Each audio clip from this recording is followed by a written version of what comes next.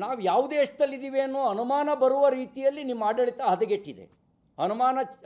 ಹನುಮಾನ್ ಚಾಲಿಸ ಹಾಕೋದು ಕೂಡ ಗಲಭೆಗೆ ಕಾರಣ ಆಗತ್ತೆ. ಆಡಳಿತ ವ್ಯವಸ್ಥೆ ಹದಗೆಟ್ಟಿದೆ ಅನ್ನೋದಕ್ಕೆ ಇನ್ನೇನು ಬೇಕು? ಕಾನೂನು ಸುವ್ಯವಸ್ಥೆ ಹದಗೆಟ್ಟಿದೆ ಅನ್ನೋಕ್ಕೆ ಇನ್ನೇನು ಸಾಕ್ಷಿ ಬೇಕು? ಮುಖ್ಯಮಂತ್ರಿಗಳ ಜೊತೆಗೆ ಶಾಡೋ ಮುಖ್ಯಮಂತ್ರಿ, ಸೂಪರ್ ಸಿ ಎಂ ಇವರೆಲ್ಲರೂ ಸಕ್ರಿಯವಾಗಿದ್ದಾರೆ ಅಂದರೆ ಮುಖ್ಯಮಂತ್ರಿ ದುರ್ಬಲ ಆಗಿದ್ದಾರೆ ಅಂತಲೇ ಅರ್ಥ.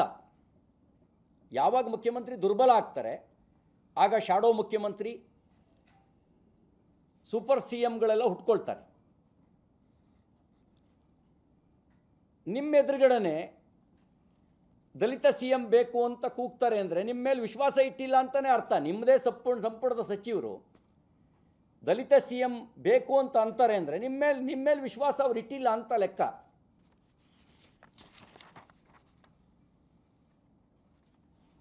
ಬಹುಶಃ ನನಗನ್ಸುತ್ತೆ ನಿಮಗೆ ರಾಜಕೀಯ ಅಭದ್ರತೆ ಕಾಡ್ತಾ ಇದೆ.